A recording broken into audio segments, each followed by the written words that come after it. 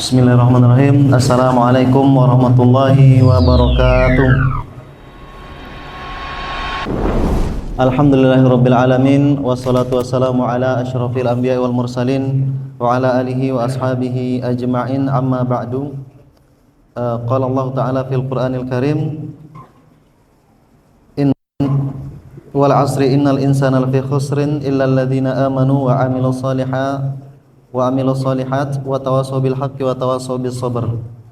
Wa qala Rasulullah sallallahu alaihi wasallam, ittaqillaha haitsu ma kunta wa atbi'is sayyi'atal hasanata tamhuha wa khaliqin nasa bi khuluqin hasan, au kama qala.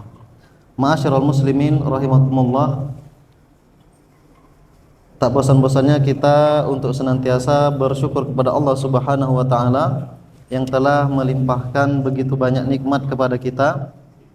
Nikmat iman, nikmat Islam, nikmat sehat dan waktu luang, nikmat kelengkapan anggota badan, dan nikmat-nikmat yang lainnya yang Allah telah berikan kepada kita. Mudah-mudahan dengan syukur yang kita ucapkan, yang kita lakukan itu menjadi pengikat, menjadi alasan atau menjadi sebuah sesuatu yang bisa kita jadikan landasan untuk tetap istiqomah di jalan Allah Subhanahu wa taala, dan Allah melimpahkan berkah dan rahmatnya kepada kita berupa keistiqomahan sampai di akhir hayat kita. Kemudian yang kedua, salat dan salam tak lupa kita kirimkan kepada beliau junjungan alam Nabi besar Muhammad sallallahu alaihi wasallam dengan ucapan Allahumma shalli ala sayyidina Muhammad wa ala ali sayyidina Muhammad. Beliau yang telah berkorban untuk kita, yang telah mempertaruhkan apa yang beliau miliki agar kita umatnya bisa mendapatkan kemudahan dan kebahagiaan baik di dunia maupun di akhirat. Ma'asyiral muslimin rahimakumullah, untuk pembahasan kajian kitab kita pada malam hari ini adalah tentang hadis yang ke-27. Hadis dalam kitab Arba'in An-Nawawiyah. Bunyi hadisnya, Anin Nawas bin Sam'an radhiyallahu ta'ala anhu anin Nabi sallallahu alaihi wasallam qala, al birru husnul khuluq wal ithmu ma haka fi nafsika wa karihta ay yattali'a alaihi nas. Rawahu Muslim. Wa an Wabil bin Ma'bad radhiyallahu ta'ala anhu qala, ataitu Rasulullah sallallahu alaihi wasallam faqala, ji'ta tas'alu anil birri qultu na'am, qala istafti qalbak, al-birru matma'annat ilaihi nafsu watma'anna ilaihi al-qalbu, wal ithmu ma haka fi nafsi wa taraddada fi sadri wa in aftakan nasu wa aftauka. Hadithun hasan ruwainahu fi musnadai al-imamain Ahmad bin Hanbal wa Darimi bi isnad hasan. Nah, ini hadis yang ke-27 dalam kitab Arba'in. Maka memang kitab beliau ini, kitab Imam Nawawi ini adalah kitab yang ketika kita ingin membahas tentang agama Islam secara ringkasannya sudah terdapat dalam kitab Arba'in An-Nawawi. Semuanya ada di dalamnya. Dan memang banyak sekali karya-karya beliau yang sangat bermanfaat bagi umat muslim sepanjang masa. Umat muslim dari sekarang banyak yang menikmati atau memakai dari karya-karya beliau yang banyak tersebut. Di antaranya adalah kitab Arba'in An-Nawawiyah, kitab ini, kemudian kitab Riyadhus Shalihin, kitab Al-Adhkar, kitab At-Tibyan fi Adabi Hamalatil Quran, kitab Minhajut Talibin. Ya, banyak sekali dari karya-karya beliau yang kemudian dimanfaatkan, sangat bermanfaat sekali bagi kaum muslimin. Anin Nawas bin Sam'an, diriwayatkan dari Nawas bin Sam'an radhiyallahu taala anhu, semoga Allah meridhoinya. Anin Nabi sallallahu alaihi wasallam qala, bahwa Rasulullah sallallahu alaihi wasallam, birru husnul khuluq, kebaikan itu adalah akhlak yang baik. Wal ithmu ma haka fi nafsika wa karihta ayattali'a alaihin nas. Rawahu Muslim. Dan sedangkan dosa adalah apa yang mengganjal di hati. Kalau kita lakukan, dia mengganjal di hati. Wa karihta ayattali'a alaihin nas, dan ketika kita melakukannya, kita tidak suka orang lain melihatnya. maka itu adalah indikasi dari dosa. Yang pertama, dia mengganjal di hati. Kemudian yang kedua, ketika kita melakukannya, kita tidak mau orang lain melihat, tidak suka orang lain melihatnya, maka ini yang dinamakan dengan dosa, sebagaimana yang Rasulullah sampaikan dalam hadis ini. Kemudian dalam riwayat yang lain dari sahabat Wabisah bin Ma'bad radhiyallahu taala anhu qala ataitu Rasulullah sallallahu alaihi wasallam, ketika itu tahun 9 Hijriah. Tahun 9 Hijriah ini 2 tahun sebelum Rasulullah wafat. Rasulullah wafatnya tahun 11 Hijriah. Maka Wabisah datang kepada Rasulullah sallallahu alaihi wasallam.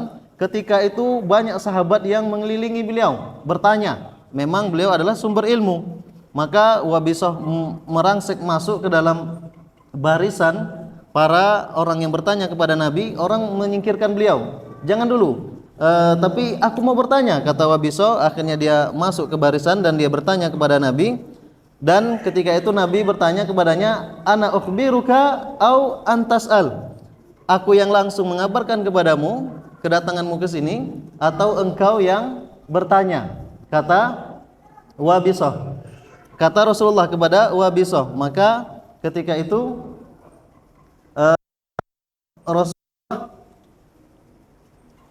Wabisah bin Ma'bad menyampaikan, kabarkan saja kepada kami ya Rasulullah, ya Rasulullah. Maka ketika itu Rasulullah sampaikan, anta ji'ta tas'alu anil birri. Ya, memang Rasulullah SAW beliau mempunyai sesuatu yang tidak kita punya. Beliau tahu apa tujuan kedatangan sahabat, apa perkara-perkara gaib yang banyak manusia yang lain yang tidak mengetahui, tapi Rasulullah SAW mengetahuinya. Ma'asyiral muslimin rahimakumullah. Maka kata Rasulullah, engkau kan datang ingin bertanya tentang kebaikan. Naam, iya, kata Wabisah. Maka kata Nabi, istafti qalbak, mintalah fatwa kepada hatimu. Ya, ini orang yang minta fatwa kepada hati ini adalah orang yang masih hatinya masih bersih. Tapi kalau orang yang sudah berlapis-lapis kotoran di hatinya, ya sudah tidak mempan lagi minta fatwa kepada hatinya. Misalnya dia melakukan dosa, dia bertanya, ini dosa enggak, ini dosa enggak. Itu biasanya orang yang masih agak baik hatinya. Tapi kalau orang yang sudah sering melakukan dosa, maka sudah tidak bisa lagi dia meminta fatwa kepada hatinya, walaupun domirnya, hati nuraninya itu kadang memberontak. Memang manusia itu adalah sejatinya hatinya adalah hati yang baik. Hatinya adalah ada saklar di dalam hatinya. Setiap ada kebaikan memanggil, ingin dia menyambut kebaikan tersebut. Kemudian setiap ada jalan maksiat, ingin dia menghindari maksiat tersebut. Ada saklarnya di dalam hatinya. Akan tetapi saklar yang sensitivitas di dalam hati ini, dia akan menjadi semakin lama semakin berkurang kalau ditimpa terus, dilapisi terus dengan dosa yang bertambah-tambah, dosa yang berterusan. Maka akan hilanglah sensitivitas tersebut atau kepekaan terhadap kebaikan dan menghindari keburukan. Jamaah sidang salat maghrib yang dimuliakan oleh Allah Subhanahu wa taala, maka Rasulullah sampaikan, istafti qalbak, mintalah fatwa kepada hatimu. Ya, kalau misalnya ada sesuatu yang meragukan, ada sesuatu yang tidak pantas kita akan melakukannya, maka kata Nabi, minta fatwa kepada hatimu. Kemudian selanjutnya, albirru ma'annat ilaihi nafsu wa ma'anna ilaihil qalbu. Kebaikan adalah apa yang menenangkan jiwa dan apa yang melapangkan hati, tenang. Wal ithmu nafsi wa taraddada fis sadar. Sedangkan dosa adalah apa yang mengganjal di hati dan kemudian apa yang membuat ragu-ragu dalam dada, ada kegelisahan di dalam dada. Wa in aftakan nasu wa aftauka.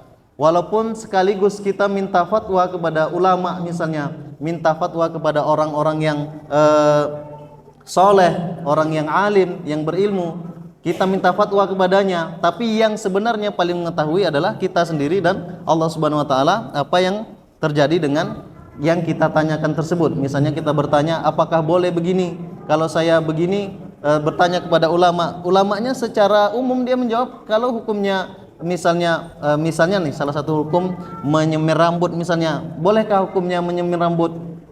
Kalau dalam syariat Islam ya menyemir yang warna selain hitam, menyemir warna hitam itu haram, tidak boleh. Maka kecuali dalam peperangan. Tapi ketika dia minta dia warna lain, boleh enggak?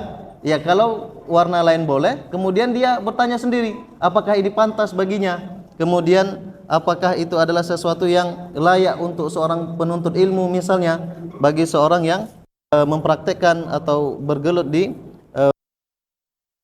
ini adalah sesuatu yang tidak pantas, dan dia dan Allah Subhanahu wa taala saja yang mengetahuinya. Hadis ini diriwayatkan oleh Imam Muslim. Rawahu Muslim. Kemudian hadis yang riwayat yang kedua diriwayatkan oleh dua imam, Imam Ahmad bin Hambal dan Darimi. Ma'asyiral muslimin rahimakumullah.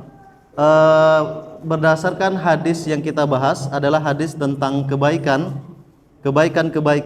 yaitu para ulama dalam kitabnya Ta'lim Muta'allim, Syekh Burhanul Islam Az-Zarnuji, beliau menyampaikan afdal ilmul hal, ilmu terbaik itu adalah ilmul hal. Ilmul hal itu ilmu apa? Ilmu yang kita butuhkan, ilmu yang paling kita butuhkan, maka ilmu itulah yang paling afdal, ilmul hal namanya. Kalau sekarang ilmu yang paling kita butuhkan adalah ilmu tentang menghadapi bulan puasa. Menghadapi bulan puasa, ilmu-ilmu apa saja yang kita bisa terapkan, yang bisa kita pelajari ketika sebelum bulan puasa ini. Puasa macam apa saja, apakah masih boleh kita berpuasa di saat sekarang ini, yaitu di bulan Sya'ban. Rasulullah, Bunda Aisyah menyampaikan Rasulullah itu paling banyak puasanya mastakmala Rasulullah sallallahu alaihi wasallam qattun mastakmala Rasulullah sallallahu alaihi wasallam qattun illa fi Ramadan. Rasul itu tidak sempurna puasanya sebulan penuh kecuali bulan Ramadan. Wa ma aktsara minhu illa fi syahri Sya'ban. Dan Rasulullah tidak banyak puasanya setelah bulan Ramadan. Puasa beliau paling banyak setelah bulan Ramadan adalah bulan Sya'ban. Maka ketika kita mempraktekkan ilmu-ilmu yang disampaikan oleh ulama dalam kitab-kitab para ulama, maka ilmu yang terbaik, ilmu yang kita butuhkan ya kalau saat ini yang paling kita butuhkan adalah tentang puasa. Ma'asyiral muslimin rahimakumullah. Maka Rasulullah menyampaikan idzan tasawwan, jika sudah pertengahan bulan Sya'ban maka fala tasumu, janganlah berpuasa. Makruh hukumnya berpuasa ketika sudah pertengahan bulan Sya'ban, kecuali bagi orang-orang tertentu. Orang yang mungkin sudah terbiasa dia puasa Senin Kamis, besok Kamis dia mau puasa, ya boleh karena dia sudah terbiasa. Atau orang yang punya hutang puasa sudah dekat, dia belum bayar hutangnya, maka boleh dia tetap puasa pada bulan pertengahan terakhir bulan Sya'ban ini.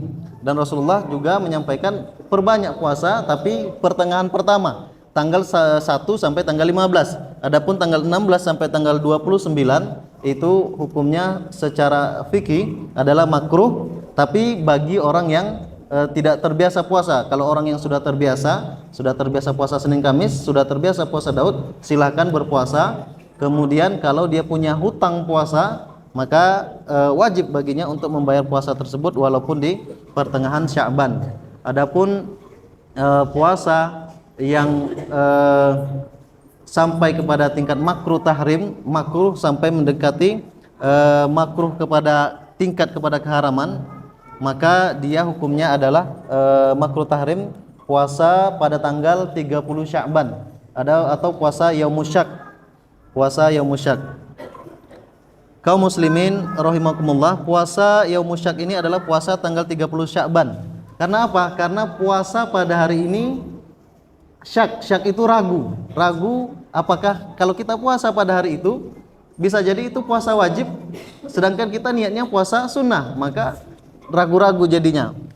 Makanya tidak boleh berpuasa pada tanggal 30 Sya'ban, padahal tanggal 29 Sya'ban itu sudah kita melihat hilal. Kemudian di sini sesuai yang kita bahas tadi, yaitu ilmul hal, ilmu yang paling sangat kita butuhkan, sebagaimana kaitannya dengan hadis tadi. Kebaikan apa saja yang bisa kita lakukan di bulan Sya'ban ini, di antaranya adalah memperbanyak puasa di awal dan puasa di pertengahan terakhir bulan Sya'ban. Kemudian para jemaah yang dimuliakan oleh Allah Subhanahu wa taala, ada mungkin kita bahas secara singkat saja karena secara umum banyak mungkin sudah mengetahui tentang bab-bab puasa ini. Kita bahas secara singkat saja mungkin. Yang pertama adalah puasa-puasa yang sunnah sebelum kita masuk pada bulan puasa. Ya, puasa ini adalah secara lughah, secara bahasa artinya adalah imsak, artinya menahan. Kemudian secara istilah, secara syar'i, maka artinya adalah al-imsak bi niyyati ta'abbud anil akli wasyurbi wa ghisanin nisa wasail mufattirat min tulu'il fajri ila ghurubi syamsi. Ya, puasa itu adalah menahan dengan niat ibadah segala sesuatu dari menahan makan, menahan minum dan mendatangi wanita, mendatangi istri, kemudian menahan dari segala macam yang membatalkan puasa dari terbitnya fajar sampai terbenamnya matahari. Dari terbitnya fajar, terbitnya matahari. Ya, kalau terbit matahari itu setelah subuh. Ya, dari terbit fajar itu belum subuh, ketika sampai terbenamnya matahari, sampai azan maghrib. Sejarah ditetapkannya puasa ini pada tahun 2 Hijriah, pada bulan Sya'ban tahun 2 Hijriah. Kira-kira 2 Hijriah ini adalah 9 tahun sebelum Rasulullah wafat. Rasulullah wafatnya tahun 11 Hijriah. Kemudian keutamaannya sangat banyak, di sini disampaikan adalah sebagai asyamu junnah minan nar, puasa itu adalah pelindung dari neraka, sebagaimana kajunna ahadikum minal qital, sebagaimana pelindung atau tameng salah satu dari kita dari peperangannya. Ma'asyiral muslimin rahimakumullah. Kemudian langsung saja kita bahas tentang macam-macam puasa. Ada diantaranya puasa sunnah, ada puasa makruh, ada puasa yang haram, kemudian ada puasa yang wajib. Untuk puasa wajib ada dua. Yang pertama adalah puasa bulan Ramadan dan puasa kita nazar. Kalau kita sudah bernazar ingin puasa, maka wajib kita hukumnya memenuhi nazar tersebut. Kemudian yang kedua, puasa sunnah. Puasa sunnah di sini ada disampaikan 11 macam. Yang pertama puasa hari Arafah, puasa hari Asyura bulan Muharram, puasa Syawal, puasa pertengahan pertama bulan Sya'ban, kemudian puasa 10 hari pertama bulan Dzulhijjah atau 9 hari pertama bulan Dzulhijjah tanggal 1 sampai tanggal 9. Kemudian puasa di bulan Muharram, puasa Ayyamul Bid, puasa hari Senin dan Kamis, puasa Daud, dan puasa Syabab, puasa anak muda. Ini ada 11 puasa-puasa yang disunahkan. Kemudian puasa yang makruh. Di sini ada 8. Yang 4 makruh tanzih, makruh tidak sampai kepada tingkat keharaman. Kemudian ada makruh tahrim sampai kepada mendekati tingkat haram. Yang pertama makruh tanzih. Makruh tanzih adalah puasa Arafah. Yang pertama puasa Arafah bagi orang yang naik haji. Ya, bagi orang yang wukuf di Arafah, puasa Arafah malah makruh. Ya, karena mereka berat keadaannya, sedang panas-panasnya wukuf di Arafah. Tapi bagi kita yang tidak haji, karena puasa Arafah ini adalah tanggal 9 Dzulhijjah. Tanggal 9 Dzulhijjah jemaah haji sedang wukuf di Arafah. Kita di tanah air yang tidak melaksanakan ibadah haji, maka dia disunahkan puasa. Ada yang bertanya, puasa Arafah itu dia berkaitan dengan wukuf di Arafah atau ibadah lain lagi, tidak ada kaitannya dengan wukuf di Arafah?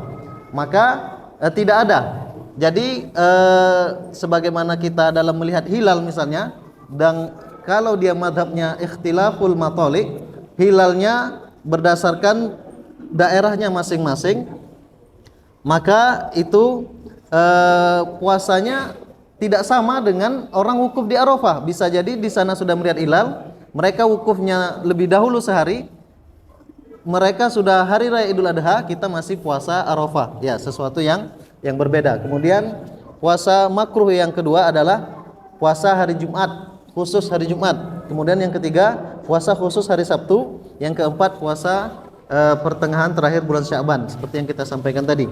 Ini adalah puasa yang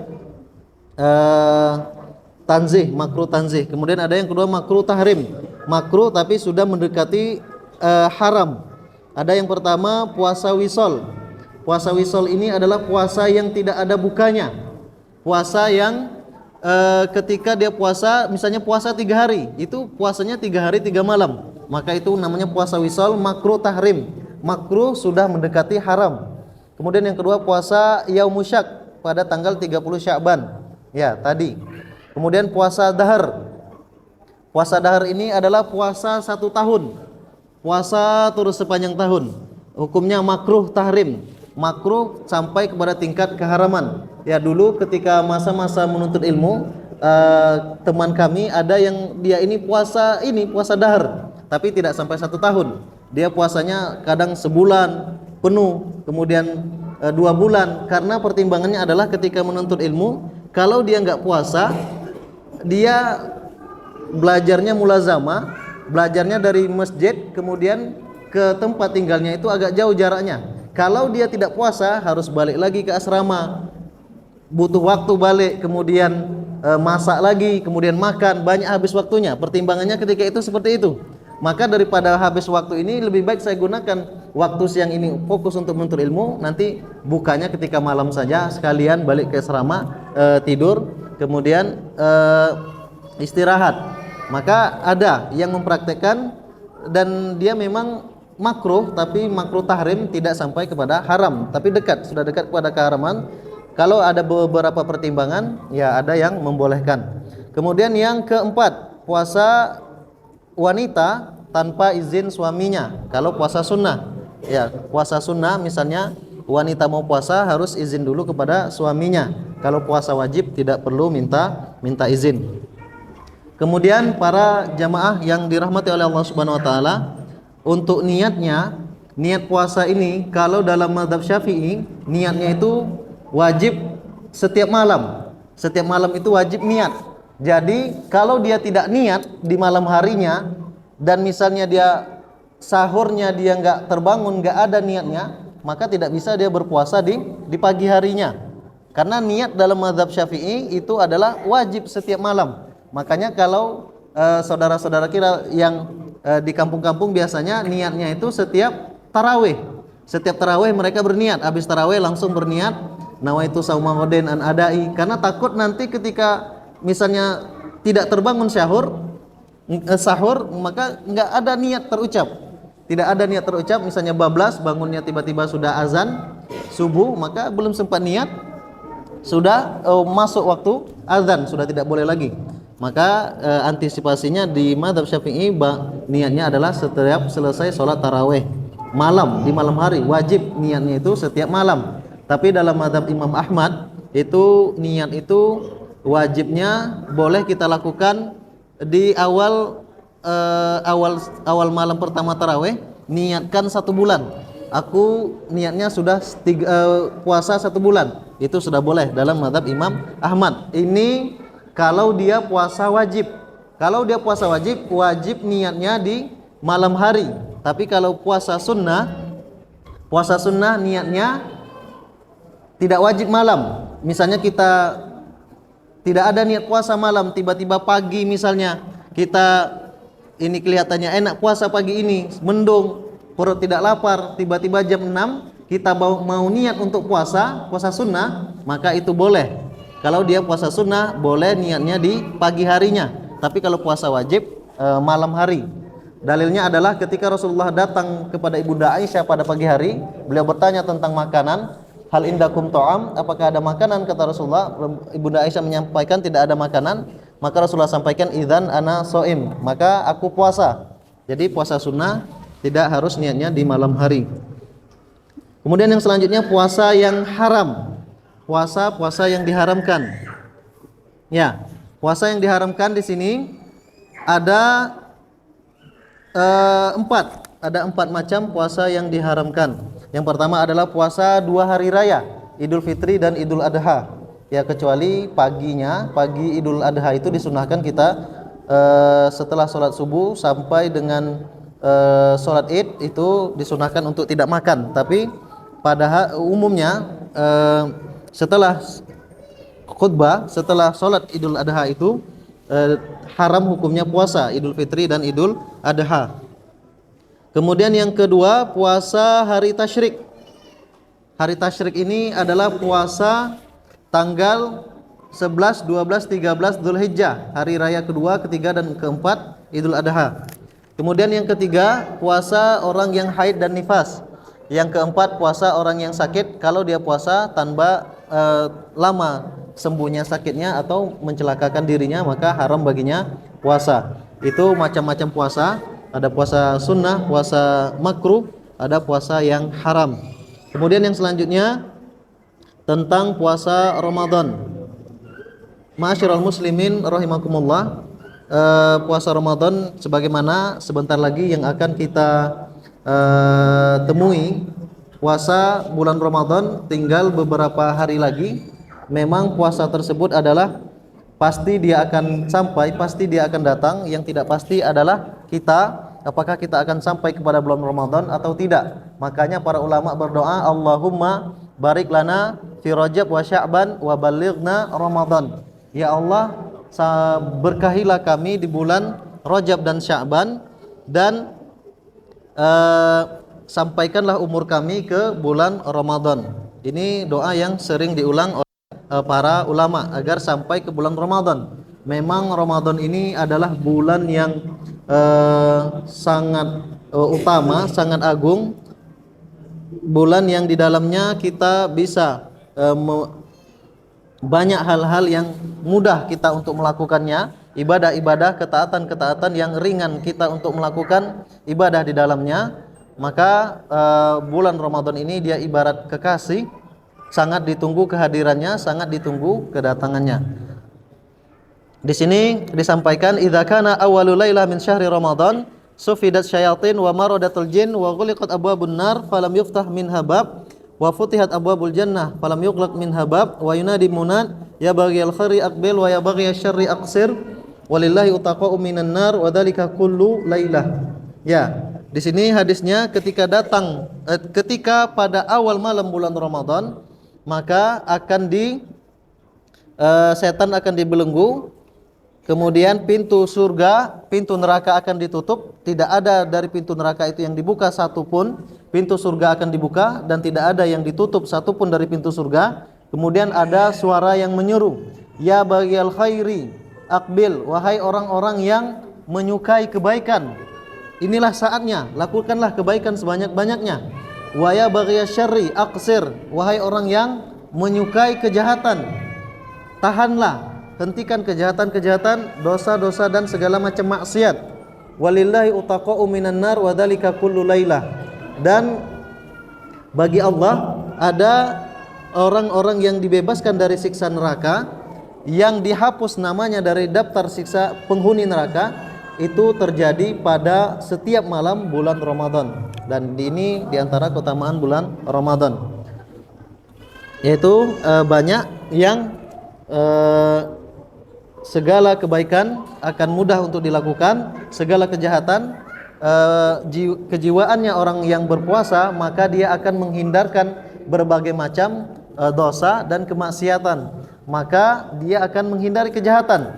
Ya, kalau dia melakukan kejahatan, maka dia akan batal puasanya, itu yang dia pikirkan. Maka di antara hal-hal yang meringankan kita beribadah kepada Allah Subhanahu wa taala adalah dengan melakukan puasa.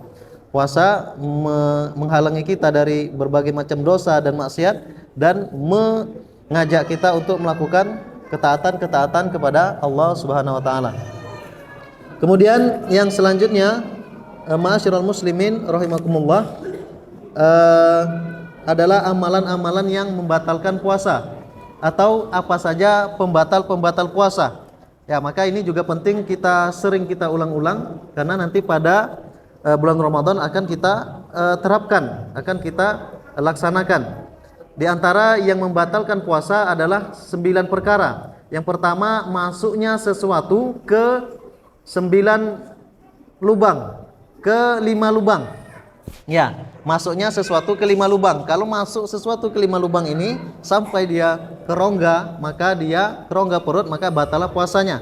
Yang pertama lubang mulut, kemudian lubang hidung, kemudian lubang telinga, kemudian lubang kemaluan dan lubang dubur. Ya, ketika ada sesuatu yang masuk ke 5 lubang ini, maka batalah puasanya. Maka kalau kita memasukkan ke dalam mulut, masukkan sesuatu ke dalam mulut, itu batal tidak puasanya? Hah? Ke dalam mulut? Iya. Kalau memasukkan sesuatu ke dalam mulut tidak batal. Iya. Kalau menelan batal? Iya. Berarti kalau menelan ludah batal? Iya. Kalau cuti gimana? Cuti batal nggak? Iya. Ya, kita akan bahas insyaallah. Maka menelan, kalau dia menelan ludah ini tidak batal. Karena ludah ada 3 syaratnya menelan ludah yang tidak batal. Yang pertama ludah sendiri, kemudian yang kedua ludahnya belum keluar dia, ya belum sampai keluar, ya mana tahu kata Ustadz Faza ini menelan ludah enggak batal, ya dia masukkan ludahnya ke dalam gelas, dia kumpulkan, kemudian dia minum, maka ini batal. Ya syaratnya ludahnya belum keluar. Kemudian yang ketiga ludahnya belum bercampur dengan sesuatu yang lain, misalnya belum bercampur dengan es krim, belum bercampur dengan lontong, ya itu enggak batal. Ludah sendiri. Kemudian maka ya meletakkan sesuatu di dalam mulut itu enggak batal puasa, tapi hukumnya makruh. Hukumnya makruh. Misalnya meletakkan kue, letakkan saja, ya enggak batal, makruh saja. Tapi yang ngapain letakkan kue ke mulut ketika puasa? Itu tambah sakit hati ya. Tambah ini enggak enak. Maka kalau dia meletakkan sesuatu itu makruh, tapi kalau berkumur itu malah sunnah. Ya karena kalau kita mau sholat, kita disunahkan untuk berkumur. Maka bedanya nanti sunnah dengan makruh ini, kalau kita meletakkan sesuatu misalnya sengaja, itu hukumnya makruh. Ya kalau terjadi sesuatu misalnya kita meletakkan kue di mulut, kemudian terpleset, termasuk kuenya ke dalam, itu batal puasanya. Tapi kalau dia berkumur, itu kan bukan makruh, sunnah. Dia berkumur, itu melakukan sesuatu perintah, sunnah itu kan perintah. Maka ketika dia ada petir misalnya ketika berkumur, termasuk ke dalam, itu tidak batal. Nah itu bedanya makruh dengan sunnah. Maka berkumur ini, ya syarat kumur itu tidak batal adalah kita berkumur, kemudian kita keluarkan 100% yang ada di mulut. Ya itu kalau masih ada dingin-dingin, nah itu tidak batal puasanya. Itu masih boleh. Tapi kalau kita berkumur kemudian dimuntahkan sedikit, telan sedikit, nah itu batal. Itu batal. Ya. Kemudian yang pertama masuknya sesuatu ke 5 lubang tadi. Kemudian yang kedua yang membatalkan puasa adalah yang kedua dan yang ketiga adalah yang kedua berhubungan suami istri walaupun tidak keluar mani, kemudian yang kedua keluar maninya walaupun tidak berhubungan suami istri, misalnya keluar dengan sengaja, misalnya istimna atau onani, maka batal puasanya. Kemudian kalau dia keluar maninya tidak sengaja, misalnya dia tidur tiba-tiba mimpi, maka itu tidak membatalkan puasa. Tidak membatalkan puasa. Kemudian yang 2, 3, kemudian yang ke 4, 5, 6. Yang keempat, 5, 6 yaitu haid. Itu misalnya dia puasa dari pagi, kemudian tiba-tiba sorenya haid, batal puasanya. Haid, nifas dan melahirkan bayi dan bakal bayi, itu batal puasanya. Kemudian yang ke 4, 5, 6, 7, 8, yang ke-7 ini hilang akal. Ya, hilang akal. Yang pertama gila, walaupun gilanya cuma semenit, sepanjang hari dia waras, kemudian tiba-tiba semenit gila, itu langsung batal puasanya. Kemudian yang kedua pingsan. Nah, pingsan ini kebalikannya, dia pingsan sepanjang hari, sadar sebentar, maka puasanya tetap sah. Kemudian yang ketiga tidur itu sepanjang hari tidak batal puasanya, walaupun misalnya dia tidur dari setelah sahur sampai isya tidurnya, maka puasanya tetap sah, tidak batal. Ya jadi Tapi ya tidak ada yang orang puasa seperti itu. Itu tidur apa? Dari iya, tidur.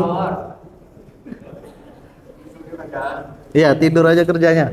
Ya, itu puasa sah puasanya ya, tapi dia tetap berdosa karena meninggalkan sholat. Kemudian yang terakhir ada murtad. Ya, murtad ini juga dia tidak hanya membatalkan puasa, dia juga membatalkan keislaman. Murtad ini dia juga membatalkan keislaman.